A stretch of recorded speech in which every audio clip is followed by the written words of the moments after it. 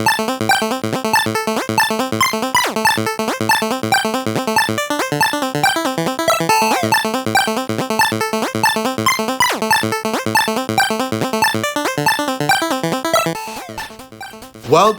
to the Relly and Deli podcast. I'm Relly. And I'm Deli.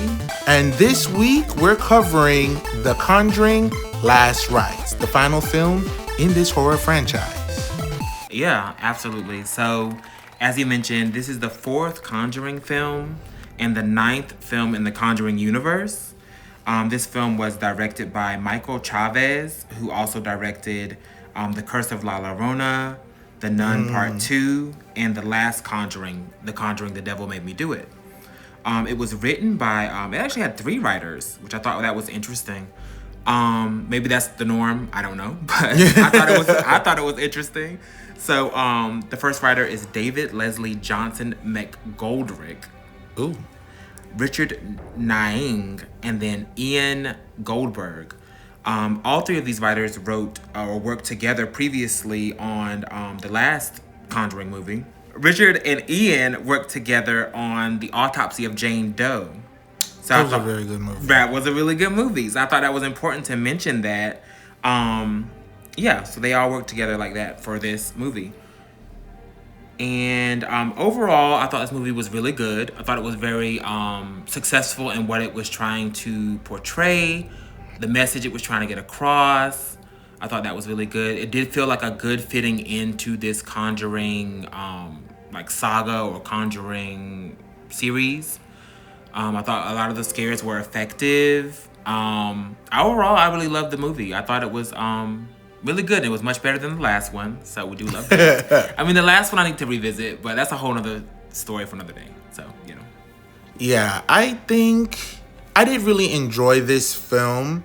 I think it was very successful. I think also, as we've entered a time with a lot of horror franchises are reigniting or concluding officially. You know, we had a Halloween franchise, we had the Insidious franchise. We now have the 28 Days Later franchise. They all got like new movies and new finales to like encapsulate their story. Mm-hmm. I think this is one of the more successful ones that we've seen. I agree. Yeah, I definitely think it was a return to form in certain aspects. They utilized elements that were very successful in some of their past films. And yeah, put out a very good product by the end of it, 100%. Yeah, I definitely think you have a good point there where they reutilize like kind of things or settings or setups that they've used in the last films. And I think that kind of hurts and helps. Yeah. For the most part, I think it helps because you know what you're getting yourself into. It gives The Conjuring a style. Mm-hmm. Like, this is the type of scares we do. These are the type of things we do. This is what you can expect. Correct. So I think that kind of solidifies it as like a coherent series. And I think that's a good thing, honestly. Yeah. Yeah. Okay, so right now I think we're going to get into our 100% review. Yeah, 100% review. Okay, so this is your official spoiler alert warning. Spoiler alert. If you have not seen the film, which by the time this is out, you probably would have or should have. Yes. But yeah, if you want to know just our take, if you should watch it, if you love horror, you love the franchise, you like good scares, you like good creepy beings, great plays with lights, go see the film. I agree. I certainly agree. If all those criteria are met, you should definitely see it.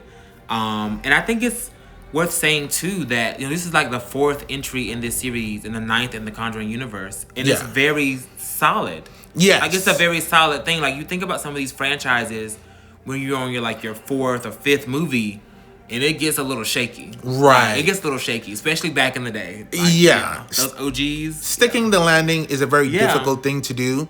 But yeah, so if you want to know if we think you should go watch it, sure, absolutely, go watch it.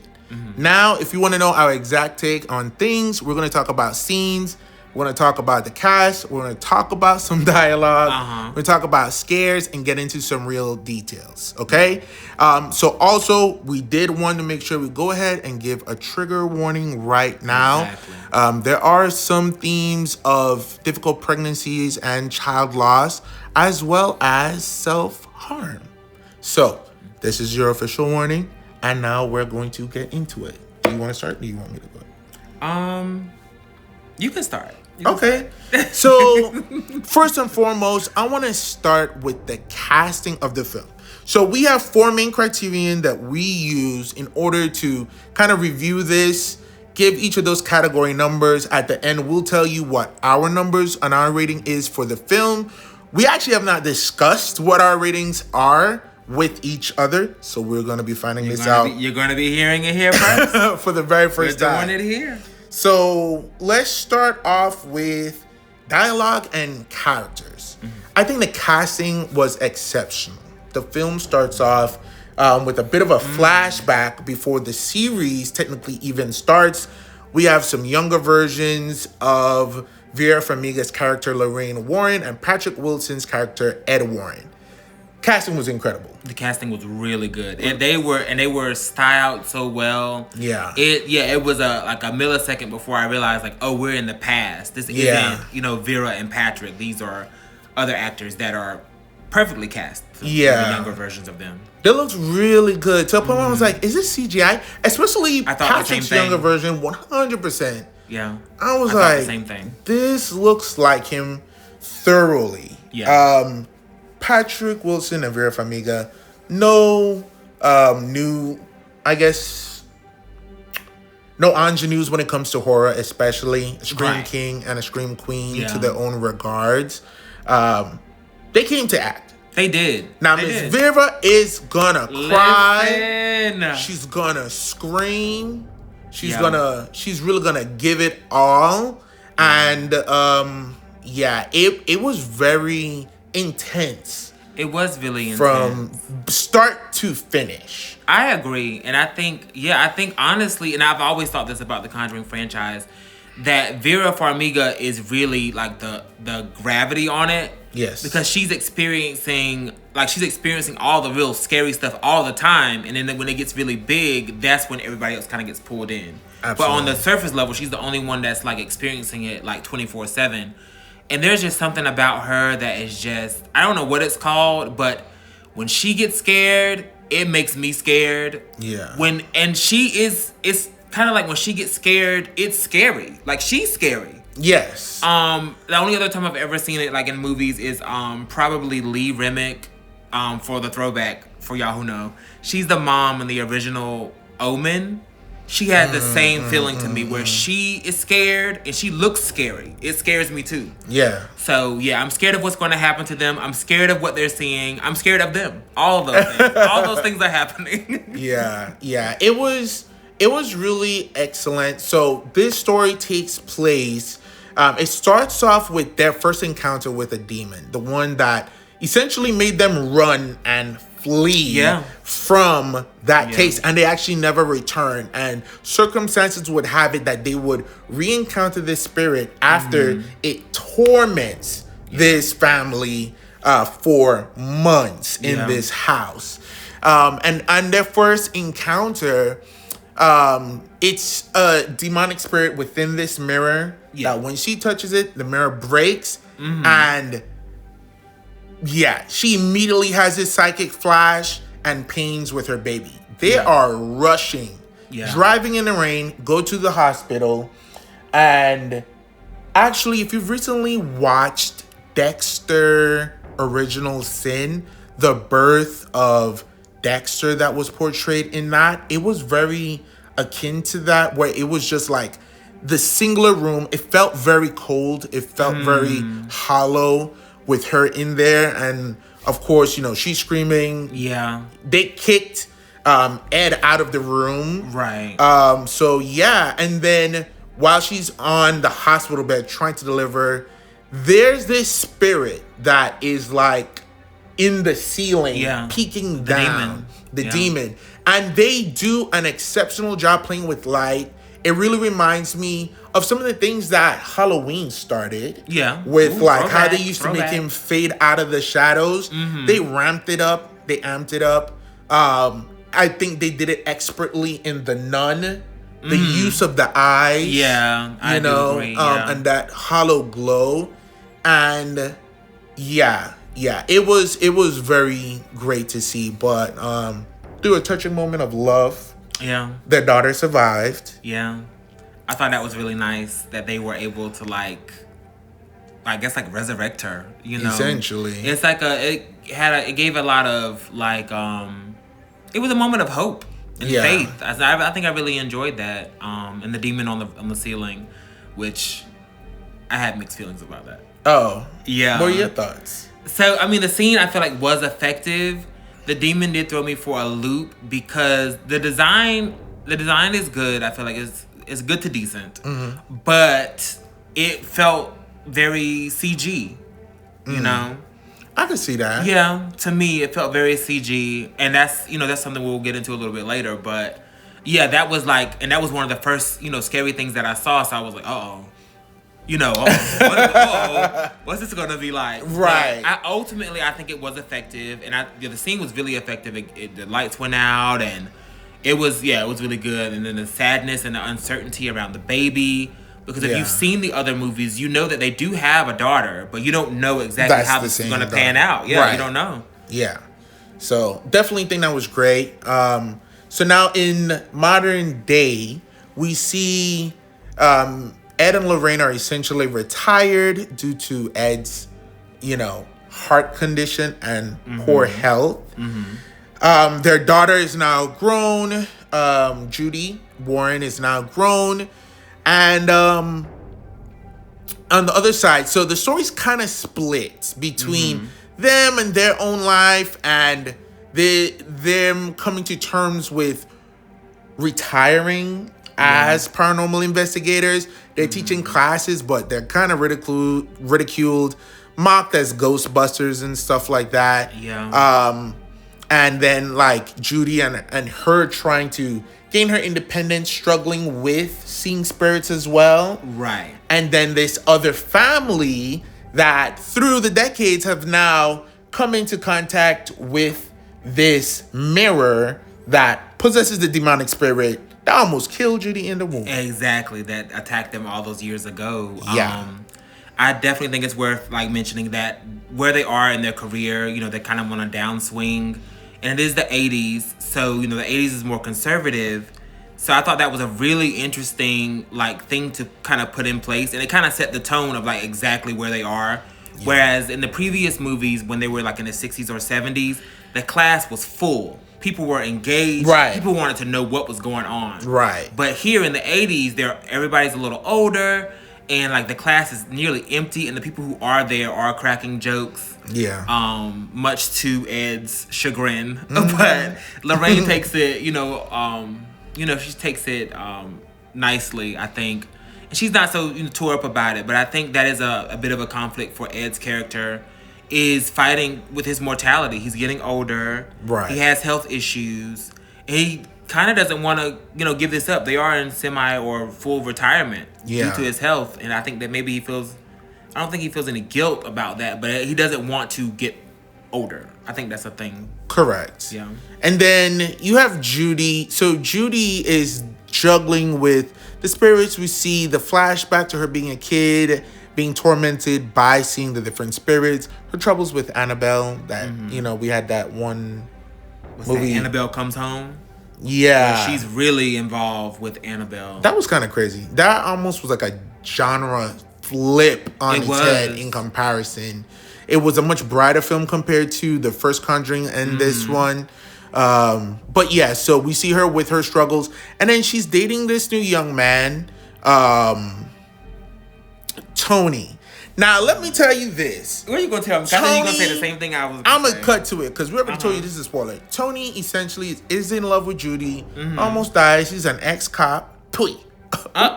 But he loves Judy so much, quits the force, and then buys a ring the next day. They've been together for 6 months, and he's ready to propose. This man seems so shifty and shady the entire time. I thought he was a demon. Yes. I thought he was trying to like get dirt on the Yes. family. I thought he was gonna kill her. Got Yeah. her in there doing her little ritual to banish the ghost with her eyes closed. I'm like, Antoinette, I don't trust you. Yeah, I felt the exact same way, and I have that here in my notes where I thought he was bad news. Absolutely. And I mean, the fact that both of us picked up on that, maybe that was done intentionally, because that was one of my questions. I wonder if that was done intentionally. Because he definitely seemed sketchy. He definitely, and I felt the same way. I didn't know if he was trying to use her to get to the Warrens, like to the parents, to get to like that museum they have with all the haunted artifacts. I don't know if he was like some kind of fanboy. I don't know if he himself is possessed, because the first few scenes where they mention him, something scary happens. Yeah. And then like there's a scene where they're at the cookout or the party, and she's having a moment in her room. Right. And he comes in. Yeah. It's very much like, it's a red herring. It's a red herring in its truest form. And so he also kind of makes fun of the little thing that she has to say. Or maybe the way he asked, like, what do you say? Go ahead and say it. Well, yeah, because he was trying to be endearing. He was trying to... What? Okay, so he essentially ends up proposing at the party. He ends up proposing. Was not having it. Lorraine fought her in her initial response of wanting to protect her daughter. Yeah. In saying no, because he asked for, the daughter's, like, their blessing, which it's the 80s. It's very traditional. Hetero still do it. Ooh. Yeah, I mean, But anyways, but yeah, Tony, he was just coming off as very shady, very shisty. Yeah. But it was just him wanting to connect with her on a bigger. He could tell he knew some of it, but he wanted all the information, and he wanted to show that he was committed to her, so that she didn't have to hide anything to him. Exactly. He did not use any of those words, and instead came off as a very much a creeper. Yeah. We'll talk more about Tony at the end. Now, on the flip, the family. Meanwhile, the Smurls, that's SMURL. Their story takes place after one of the daughters has her confirmation. I still want to say coronation, but it's confirmation. Yeah, she's not a princess. Oh. Actually, she was a delight. She was a delight. Now, I loved all of them. Oh, no, hold on. All of them were very I feel like that was Heather, right? Heather is a daughter who's having the confirmation, if I'm not mistaken. And yeah, she has her dress and everything. The family comes. They have a very crazy family setup. It's mom, dad, the dad's parents and in-laws. You have Heather, sweet little confirmation girl. Yeah. Dawn, the older daughter. We know who Dawn is. Dawn was a bitch. My gracious. She was definitely that older daughter teasing. Yeah. Yeah. And then she wasn't teasing. She was reading Heather down. But there were certain instances I felt like where she was like, oh, like that when they ultimately decided to take the mirror out. I think that night she was like, might have hit you a little too hard there. I mean, yeah. So you agree? She really busted her ass. She was calling her everything. Her ugly. Everything she was dragging but her. Child of God. Everything but okay. And that's what we need. Listen. Bless it.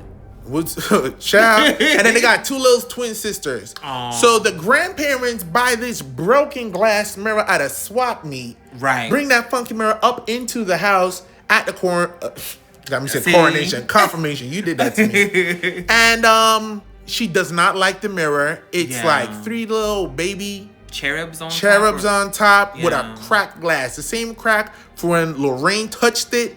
And that demon wrapped that umbilical cord around her daughter's throat in the womb. 20-some-odd years ago. 20-odd years ago. Craziness. Yeah. So, yeah, she sits down, of course. Spookery ensues. Absolutely.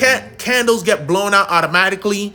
And then the light fixture. Now, that was a gag. The whole light fixture, and it's one of those long lights, too. Those old 80 fluorescent lights with like the full encasement. And they're wide. Yeah. It's office style lights in this house. Honestly. Dropped down on the table, busted that girl in her forehead. That was a bit jarring. Yeah. It was craziness. So, but I will say the family too. The family was characterized beautifully. They looked so much alike, casted well. Mm-hmm. And the dynamic was just, it was kind of stressful because it was a busy house. It was a very busy house. Kids running up and down, everything like that. They had the setups where like the kids would be in the pantry playing with the phone line.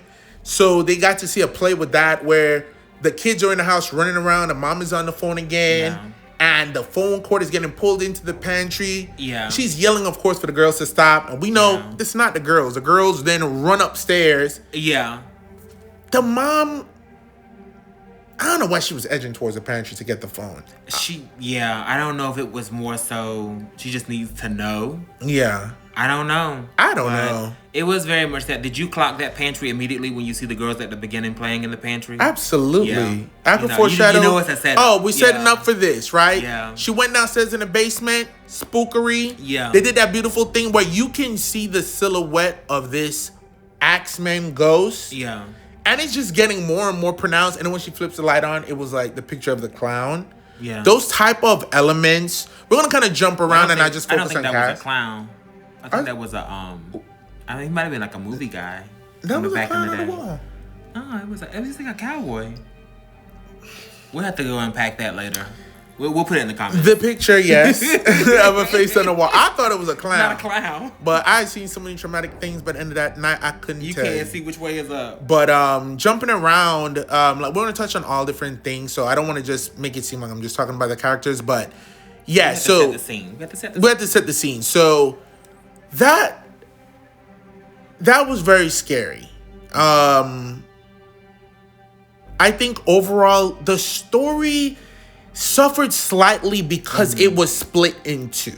I do think that that's going to be an area of contention for a lot of people. Yeah. That it was split into two. And then sometime in the movie, I did think this could have almost been two separate movies. Could like have. A two-part. We hate to see it. But I'm glad they did not. I'm happy that they didn't either. I think it's ends up being like 2 hours, 20 minutes, 2 hours, 15 minutes. Yeah. This movie as it is. So that worked out for me. Oh. I could have probably took about 15 more minutes if they had it. You know, just to give me more time. Because my only downside with the split movie is that I don't feel like I spent enough time with the Smurls. Because I really wanted to spend more time with them.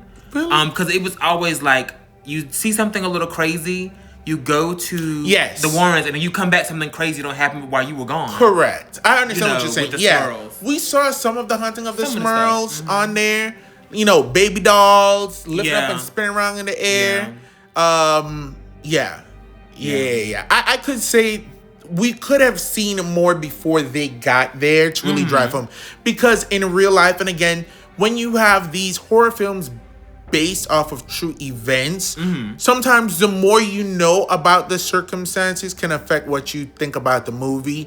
Like how long the haunting really took place versus like how long was portrayed in the film.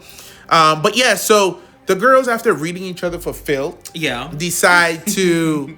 Well, really, Heather was getting her ass beat by Dawn. Yeah, she was getting read down by Dawn left and right. Ooh, Dawn was so nasty. Oh, poor so Heather. she was like, "Oh, we're gonna take this mirror and we just throw it out. Right. Say that the kids broke it and we'll get rid of it." Of course, in spookery, it's never that simple. Yeah. The garbage man came in the morning, got that mirror, and as it was getting crushed and destroyed in the truck, Dawn starts. First, she starts throwing up her breakfast cereal. Yeah. Then she starts throwing up blood and shards of glass. Yeah. Projectile. That was a very effective scene. Absolutely. And I actually do love that moment before when they throw out the mirror. I just love I love camaraderie and things like that in horror movies because I think you do need a good like foundation. Yeah. And so I love that there was that turning point where Dawn was like, well, you know, she even says it in a sassy way, like, well, trash day is tomorrow. Yeah. So that's her offering. Like, I'll help you move the mirror out and, you know, we're going to throw it out. Absolutely. And then we'll just say our little twin sisters just, like, broke it. And we just ended up throwing it out anyway. Yeah. Because the idea was that the granddad was going to fix the glass, even though it was a crack. And the way they attained the mirror was interesting. She was like, it was at a swap meet, and the guy who owned the mirror couldn't get it back on his truck. What does that mean, girl? It was either was too heavy or they just didn't have enough room. It's open to interpretation. It was trying to get to them and align itself up. And I like stuff like that too. Yeah, and I was like happenstance. And one thing I liked too, once they threw the mirror away, the mirror didn't really come back in the house from what we could see. It didn't. It's gonna resurface later. Yeah. But that scene with her choking on glass is hell. Absolutely. Not to say that I have choked on glass, but something about that in a movie and just cutting up your insides, it's brutal. Yeah. So that scene was very effective. I will say though, something that you often don't get in these type of possession films, because possession films and hauntings typically focus on the destructions of innocence. So you rarely get horror justice where like, okay, you did A, B, C, D, E, F, G, you gotta pay, girl. You got to. But Dawn paid. Dawn that was her penance for her wicked tongue. Nothing else happened to Heather. Heather got a forehead full of light bulbs. Yeah. And Dawn coughed up glass. Dawn was nasty for like her first couple of scenes. I mean, I do feel like we come back later with the Smurls, and I feel like Heather has like a busted lip or something, or maybe that's Dawn. I think like that's one of them Dawn. Has like a that's Dawn from like coughing up the thing. But Heather does still have the like the gash stitch on her head. The lights. Yeah.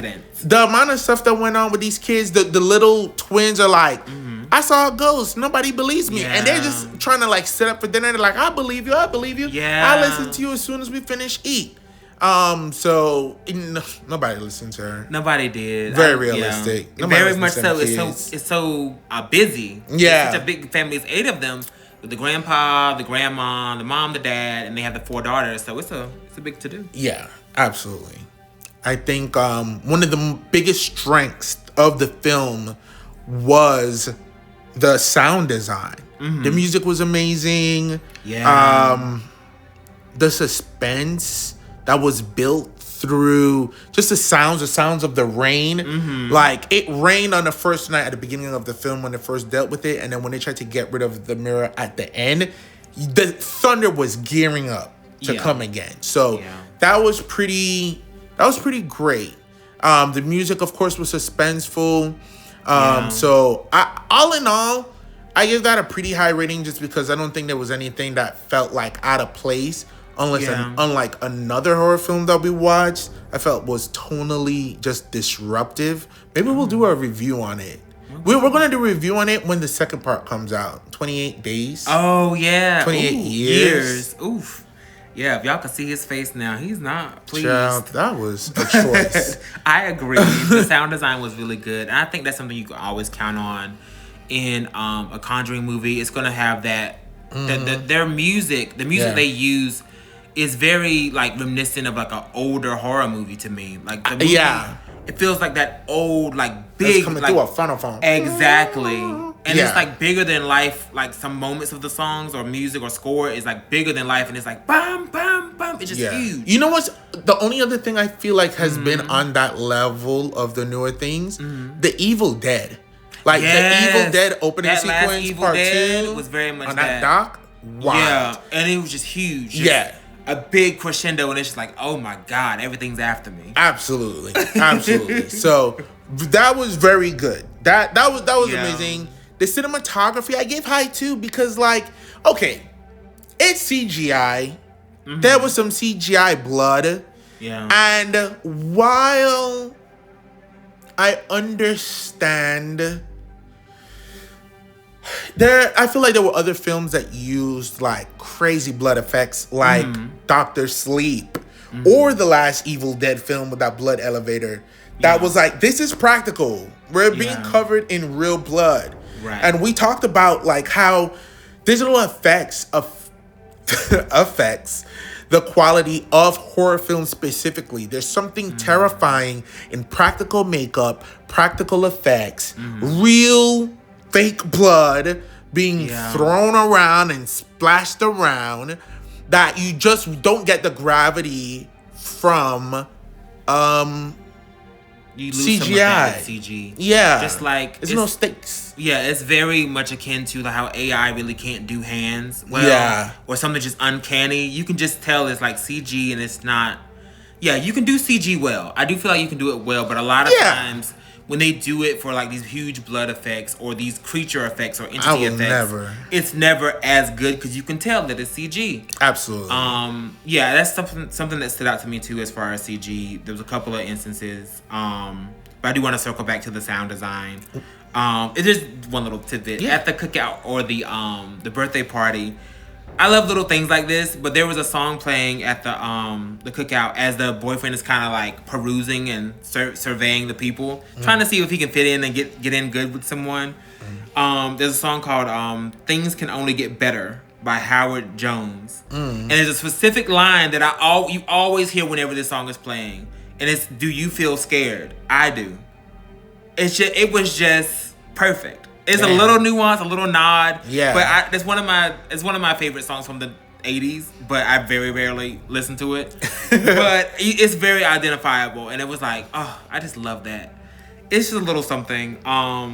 But yeah, I do think the CG thing, back around to that, can be a problem. I had a couple of things. I mentioned that earlier with the demon on the ceiling. That was CG. The first time you see one of the female entities, that was CG. Behind the doll, there's like a scene where the little doll is running rogue, and then there's a woman behind it after it starts floating. That was CG. Because you later see that character and it's just practical, and to me it's much more effective. I think she has at least CG enhancements because her mouth and everything was just different. It was very video game graphic. It was 2 women and 1 man.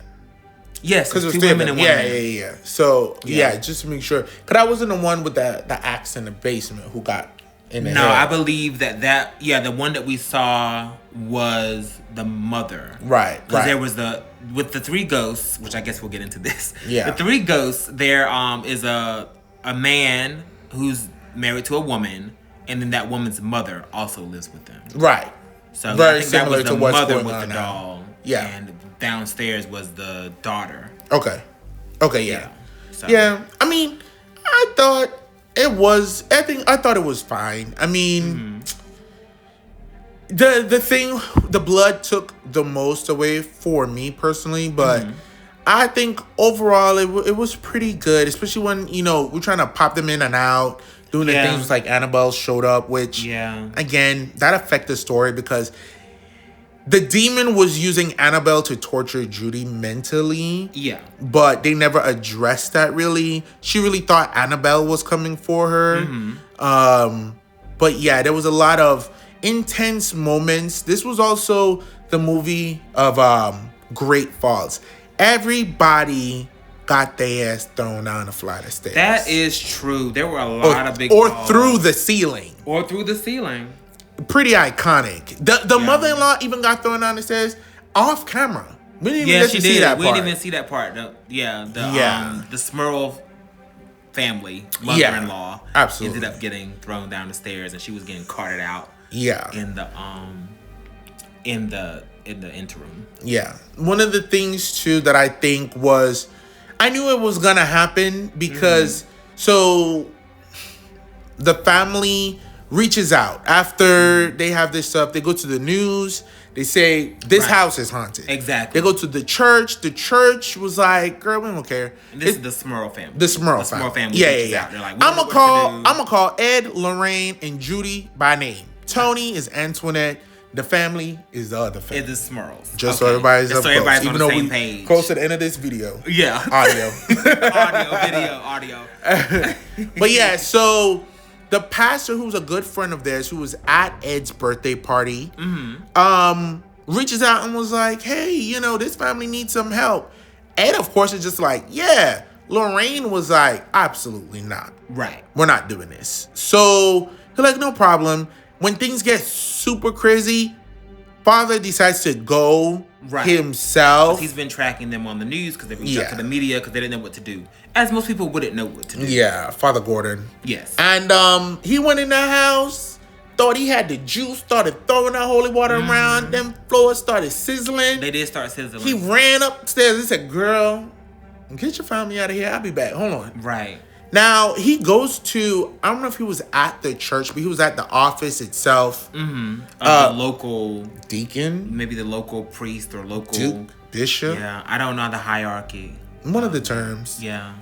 Either which way, it didn't matter. That demon got him up out of there. I feel like that scene was very effective too. Yeah. That was very effective. It was very jarring. Absolutely. Everyone, like the woman that was a secretary with him, and then he just turns around and she's gone. Everybody's gone. Yeah. Everybody was gone. There was somebody vacuuming the floor. The guy was in the office. And then the entity basically opens a door. We have like a Nun 2 situation with like using a cross. But the cross bursts into flames. That was so painful to watch him trying to hold on to that cross. That was sad. Yeah, and he could not hold on any longer. He could not. Next thing we know, his hand blistered. He unplugs that vacuum, takes the cord, and unalives himself. Yeah. In the vestibule. Yeah. It's a very high building, so he was very easy for him just to jump over the railing. Yeah. Take care of that. Absolutely. And I knew it was coming because we needed something intense to get the Warrens to the Smurls family house. Now, one of the things that pissed me off the most, Judy and Lorraine were so stubborn to such an idiotic degree for me. Judy is seeing spirits and lying about it. Yeah. She sees the father's death and then drives across state lines to go find the family that was haunted. Why would, if you know this was the last people that he saw before he jumped off a balcony with a vacuum cord around his neck? Yeah. Why in the hell would you go by yourself, Judith? That's true. That's a good point. And I want to say, I mean, for me, I understand the stubbornness, and I understand why it frustrated you so much.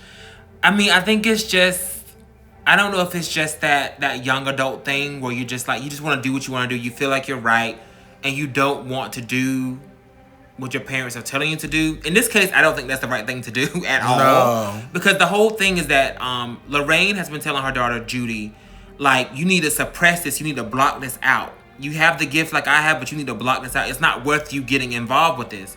But the thing of it is, Judy over the years hasn't been, she used to block it out when she was little. But it seems that she hasn't been doing that anymore until it gets too bad. When it gets real bad, then she tries to block it out. But other than that, she's really been trying to look into it. And so that leads her to go to the Smurls alone, which I don't agree with that either. It's very dangerous. Yeah, she has 1 foot in, 1 foot out. And this ain't the hokey pokey, girl. You're gonna die. And you're gonna turn yourself about. Completely. So she goes back to the Smurls house. Her parents and her fiance, Tony. Now they're engaged. Gorgeous ring. Very pretty. Love that. I think it was an emerald. Love that. I think it was an emerald. Yeah. So they go to the house and everything. They have to fight through the news crowds and everything to get inside. They grab Judy and they're like, time to go. Judy is like, I'm a big girl now. I can do what I want. And I'm not going to leave. And we don't run. And then they were like, psych, we ran before. Yeah. When this demon try to choke your ass out. Exactly. So they end up somehow up in the attic. First of all, we have a thing called answering June bees. If you hear someone calling your name. And you're just blindly answering, you go like, I don't know. And it was so menacing. You just don't answer when somebody's calling out to you. Right. I don't live that way. And that's how Judy got lured up to the attic to see the mirror that was in there in the corner.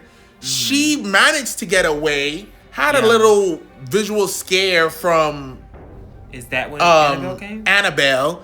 And then she fell down the stairs. Yeah, because this is a movie of falls. So everybody took gets a good tumble. To fall. Okay. Now you don't follow a disembodied voice. You should know that. Do not.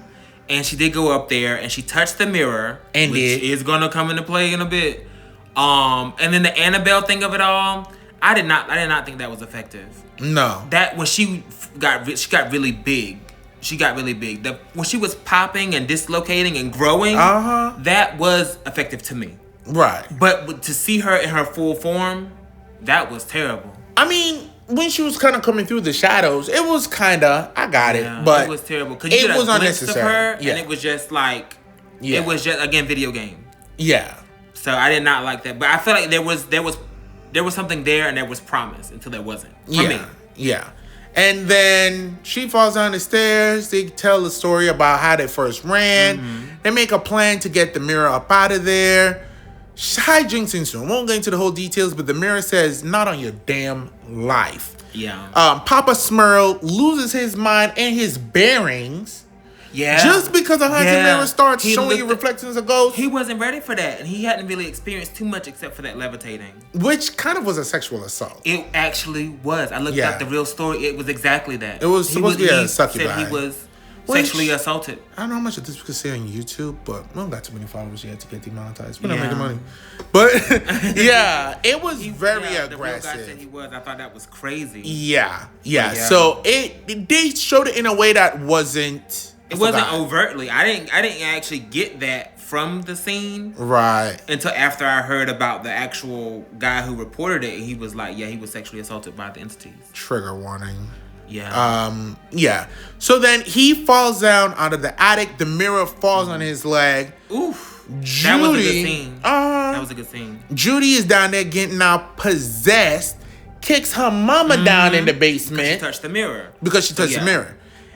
Kicks. Let me tell you something. That kick down to the basement, it shook Lorraine's updo loose. Shook it loose. It undid. I tell you one thing. If I was Lorraine and that heifer kicked me down them stairs, I would have just died. It was a lot. It was a lot. It was very. That was probably the worst one.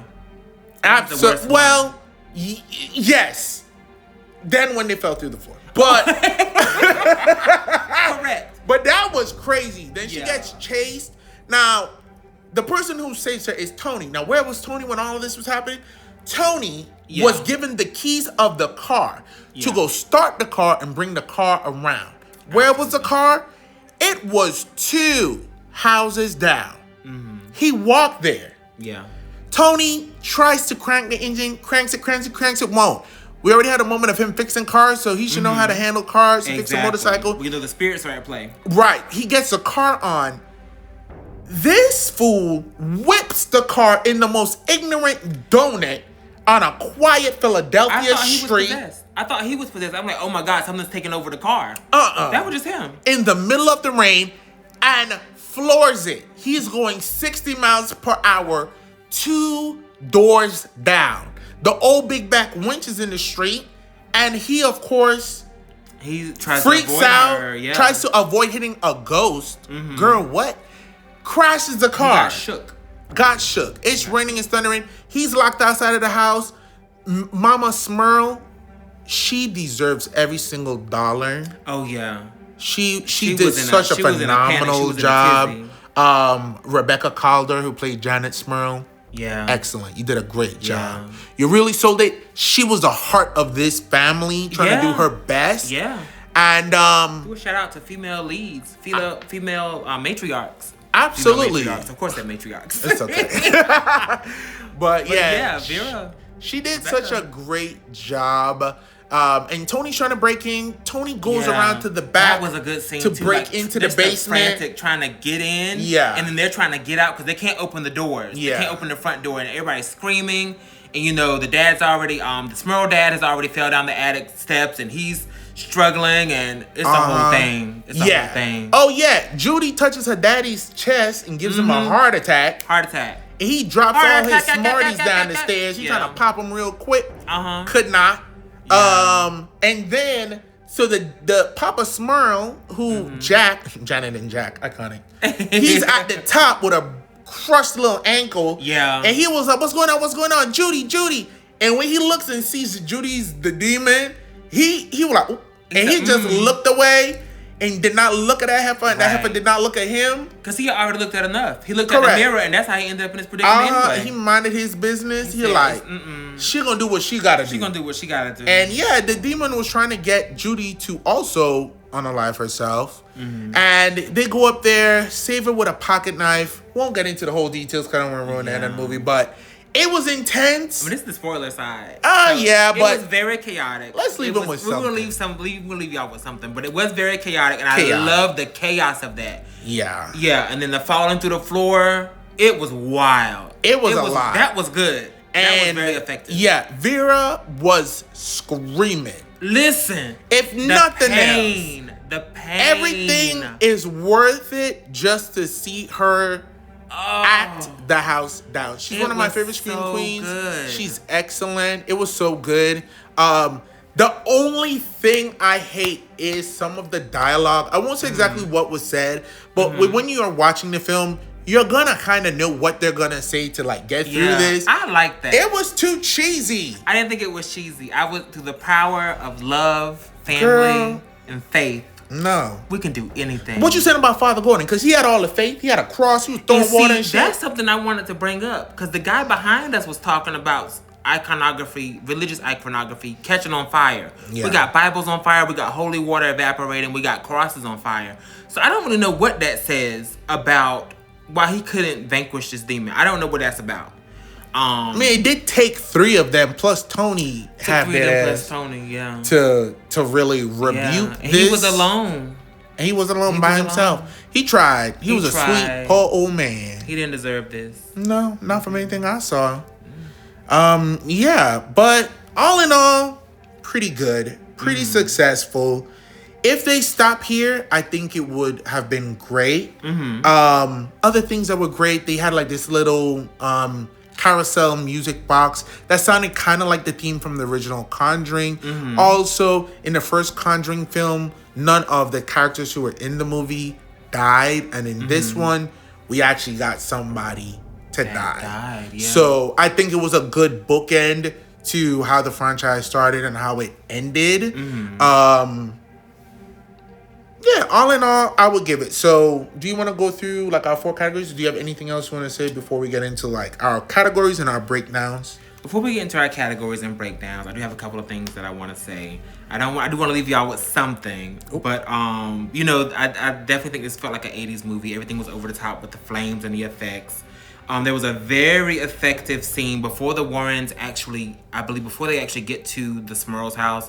There was this scene where Judy was trying on a wedding dress, and there was all these mirrors. Right. It was something very beautiful, but also, of course, very terrifying about that. It was very labyrinth, and I thought that was really good. I could stand to see more things like that. It did a lot of work with close-ups in this movie, and I think that really made it like very intimate, very claustrophobic, very, you know, tight, and it's also a lot of darkness here, and I think that was very effective as well. Yeah. I think that's really there's a bit of like Easter eggs, not really Easter eggs, but just like returning cast that I didn't fully realize until after the fact. Oh yeah. Like one of the do we want to get into that? No, we'll leave. Just look at the end with the wedding. There's some very fun things. Yeah. Make sure you pay close attention. Yeah, that's true. We'll leave that. Yeah. Also, one thing I liked when there's a part where someone in the movie is trying to catch a glimpse of a ghost, and this is 80s VCR rewind that shit. too was very good. It was so difficult. That was haunting. It's still difficult today on my phone in 2025 to freeze frame on a specific clip. So I know back then doing it on a TV on a VHS was so difficult. It took her so long. She had to work to catch that VHS. a millisecond.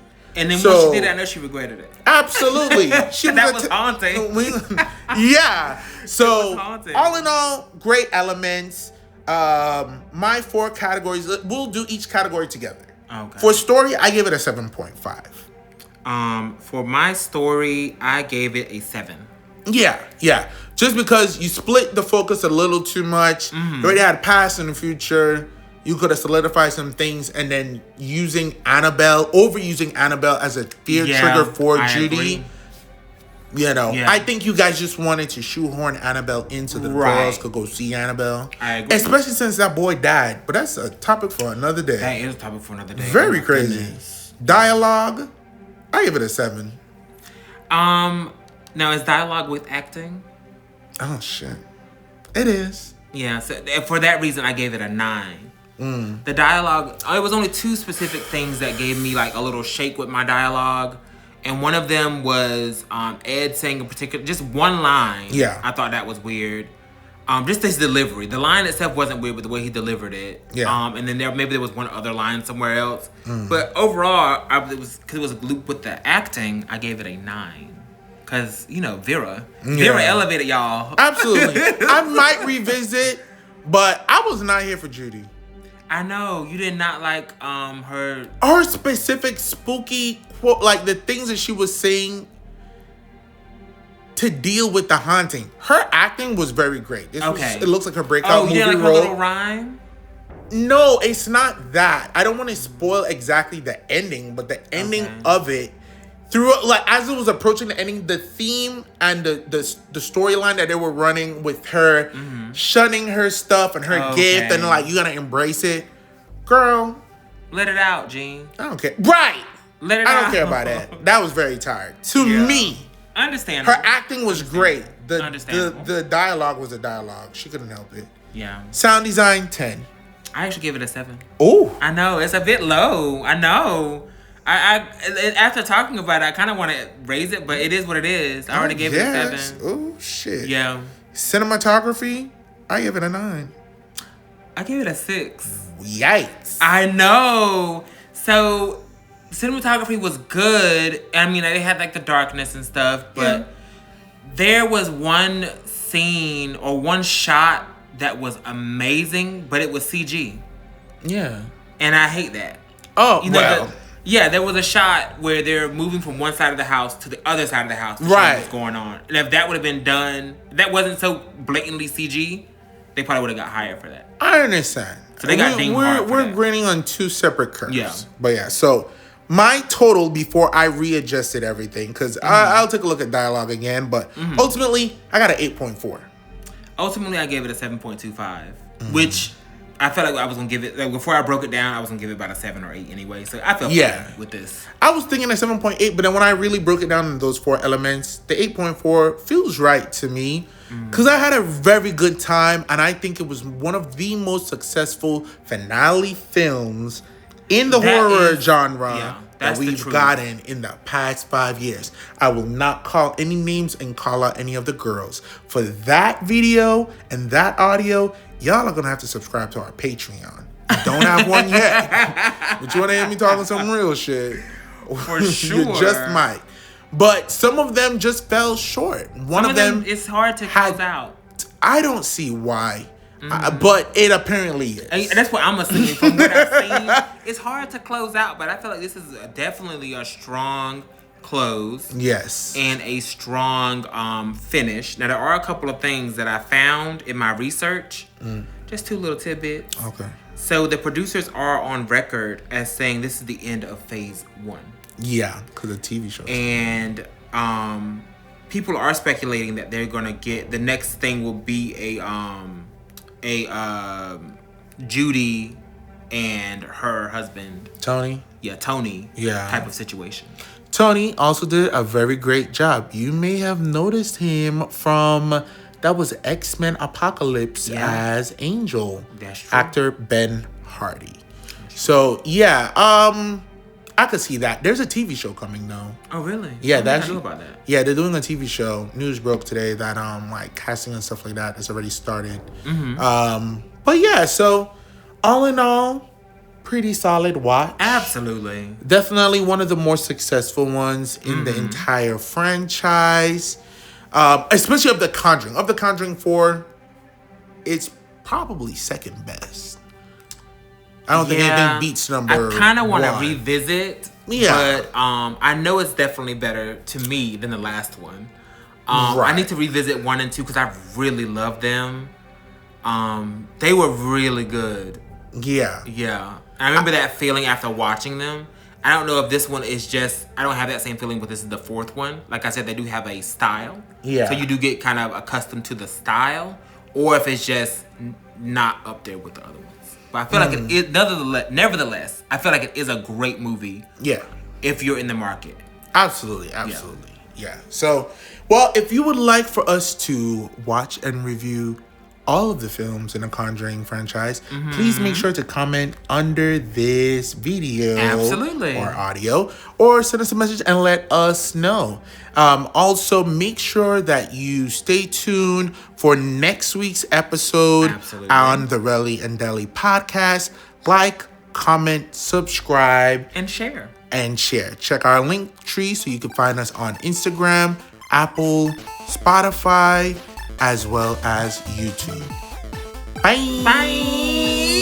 Bye.